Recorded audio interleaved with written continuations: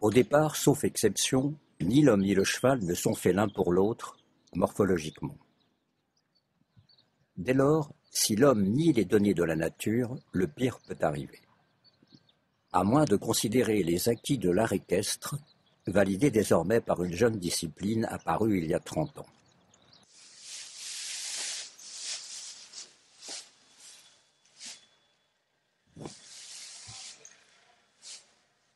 Les réactions de défense, c'est jamais du caractère. Jamais. Le truc caractériel, il est caractériel tout le temps, on ne le promène pas en main, dans le box, il mord, il tape, il marche. Donc, la douleur, ça provoque des problèmes locomoteurs. Ce qui fait la différence entre un bon cheval et un mauvais cheval, c'est qu'un bon cheval, premièrement, a la chance d'avoir évité des blocages vertébraux majeurs, deuxièmement, a la qualité athlétique de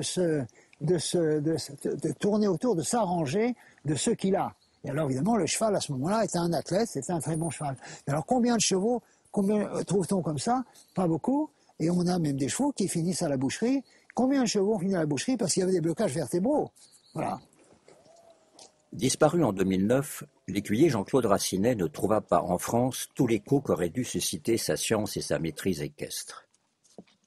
Ayant quitté l'armée au lendemain de la guerre d'Algérie, il décide de s'exiler aux États-Unis. Pendant plus de 15 ans, il va enseigner aux cavaliers américains l'équitation de légèreté. Brochéiste résolu, les chevaux difficiles lui ont permis jusqu'au bout de répondre aux questionnements permanents qui le taraudaient. Si on me demandait les trois plus grands maîtres de l'équitation, je dirais la Guérinière, Baucher et Gignot. Voilà.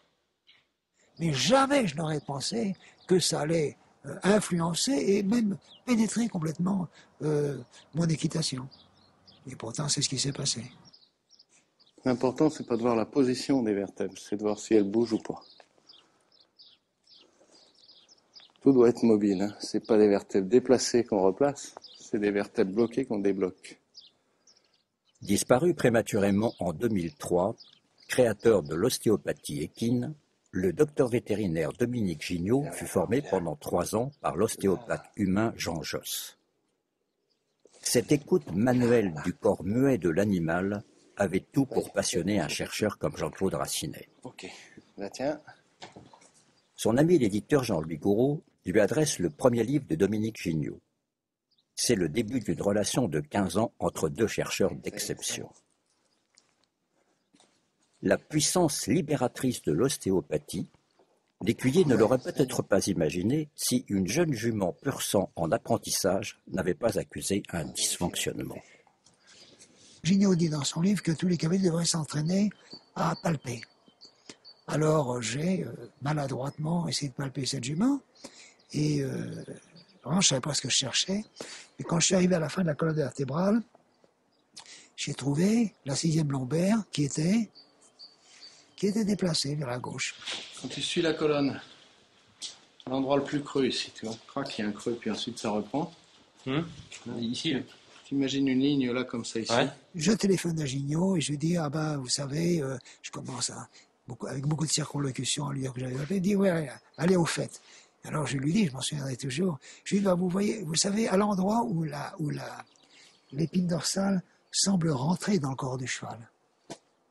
Il me dit, bah oui, c'est la 6e lombaire. La 6e lombaire est bloquée, mais je peux vous indiquer un moyen très simple de la débloquer. Alors il m'a expliqué le moyen de la débloquer. Et puis, j'avais cru noter que cette jument avait un problème d'urination. Et il me dit, en riant, voilà, je vous arrête tout de suite, votre observation était au contraire excellente, parce que quand la 6e lombaire est bloquée, les chevaux éprouvent de la difficulté à uriner. Il faut lui brosser toutes ces zones-là. Là, au niveau du plus creux. Au plus creux. Comme ça. Les 2 points d'acupuncture, ils sont là. Tiens, regarde comment elle se met. Ça, c'est un point qui sert à les faire pisser quand ils ont des problèmes pour pisser. Rien qu'en faisant ça, tu vois que ça les campe, le bassin bascule, et voilà. Et ça fait pisser. Si tu fais pas ça, étant donné qu'elle a un problème du rein lui-même, qui est enflammé, au travail, elle va se recoincer les mêmes vertèbres. Avant de connaître ça, je tenais de mes chevaux, que je cherchais le relèvement de la base de l'encolure, c'est-à-dire le relèvement de la cage thoracique entre les omoplates, je l'obtenais chez certains chevaux très bien, et chez d'autres, je l'obtenais pas. Et je ne réussissais pas à comprendre pourquoi il y avait une différence. Et là, c'est là que tout s'est mis en place. Mais bien sûr, comme disait Souplex, bon sang, mais c'est bien sûr. C'était là que se trouvait le maillon, le chaînon manquant. Et depuis, je m'en suis porté très bien. Il y a là l'œuvre d'une vie. Il s'agit des archives de travail de Jean-Claude Racinet qui ont été données par son épouse et ses 2 filles grâce à l'intermédiaire de Jean-Louis Gouraud. Là-dedans, vous avez en particulier des correspondances, puisque Jean-Claude Racinet avait des correspondants dans le monde entier à propos de toutes les idées équestres dont il débattait par écrit. Et puis aussi, là, un certain nombre de carnets qui sont ces carnets de travail à cheval. Entre autres ouvrages, Jean-Claude Racinet a consacré un livre à Baucher. Célèbre pour sa querelle avec le comte d'Or, François Baucher a 41 ans lorsqu'il s'installe en 1837 au cirque Franconi aux Champs-Élysées, à l'emplacement actuel du théâtre Marigny.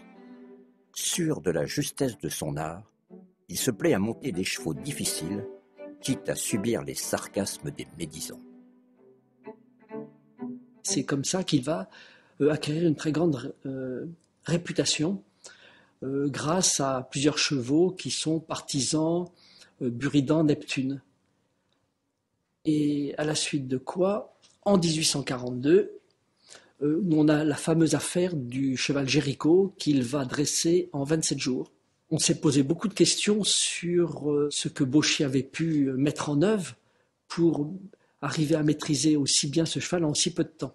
L'idée qui ressort des dernières études entreprises depuis le docteur Gignot sur l'ostéopathie appliquée aux chevaux, et puis les études aussi de Jean-Claude Racinet,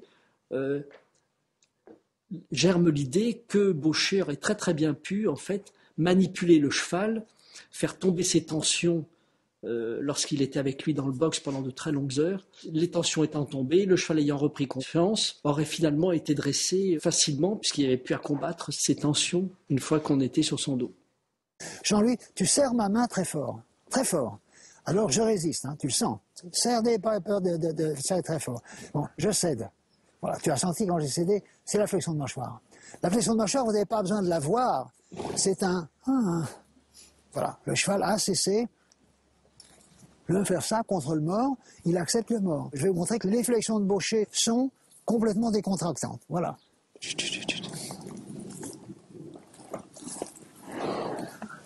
Non. Ah, ok.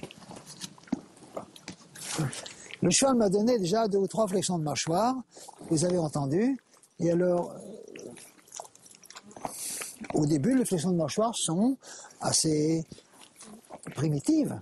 Et le cheval, petit à petit, va s'habituer à donner des flexions de mâchoire extrêmement subtiles. Et pour employer la merveilleuse expression de Bedan, le cheval sourit.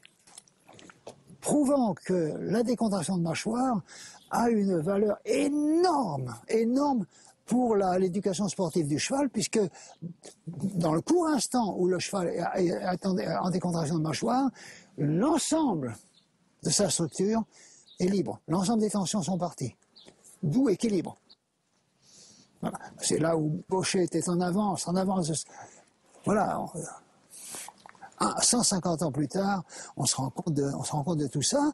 Il avait un tel génie qu'il avait senti tout ça, il ne pouvait pas l'expliquer. La flexion de mâchoire relâche les muscles de l'articulation temporomandibulaire, décontractant alors, du fait qu'ils sont indissociables, les muscles de la nuque et de la colonne vertébrale.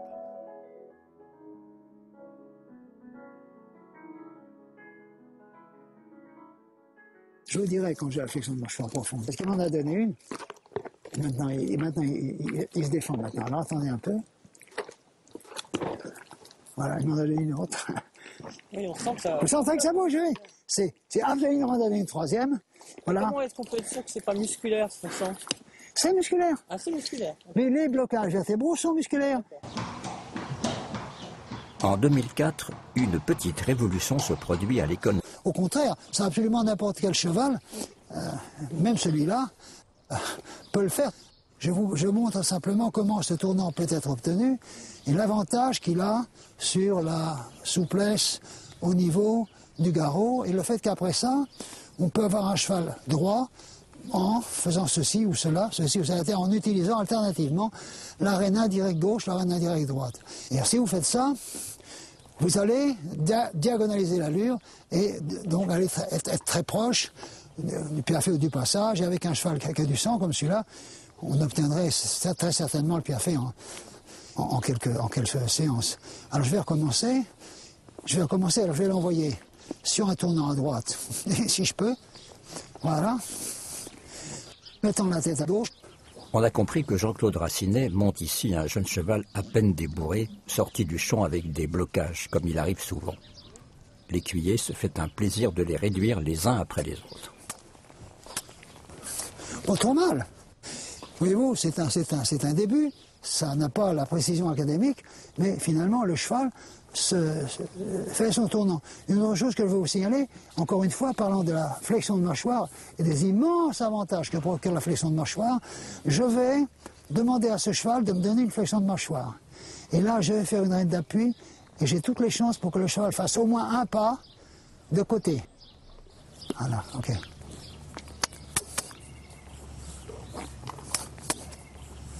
Oh.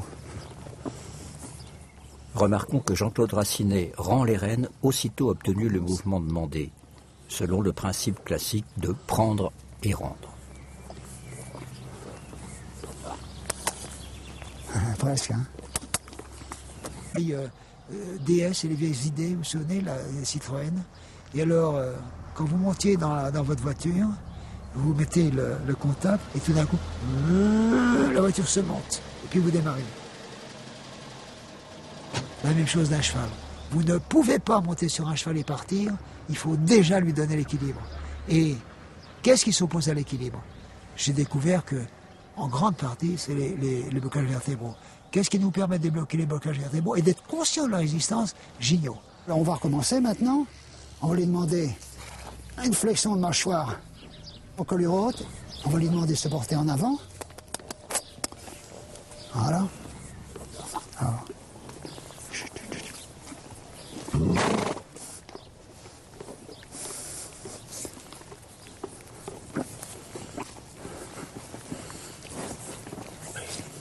Racinet passe.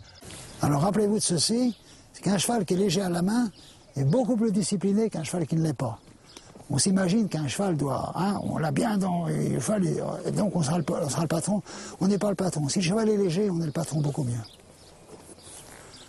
Vous n'aurez pas besoin de martingale, de reine allemande, et vous aurez un cheval qui sur la main est agréable, absolument agréable à monter. Bon, il y a pire, hein. Oh. Il faut travailler comme ça tous les jours. Si je travaille ce cheval pendant 15 jours comme ça, ben vous verrez que dans 15 jours, vous ne reconnaîtrez plus.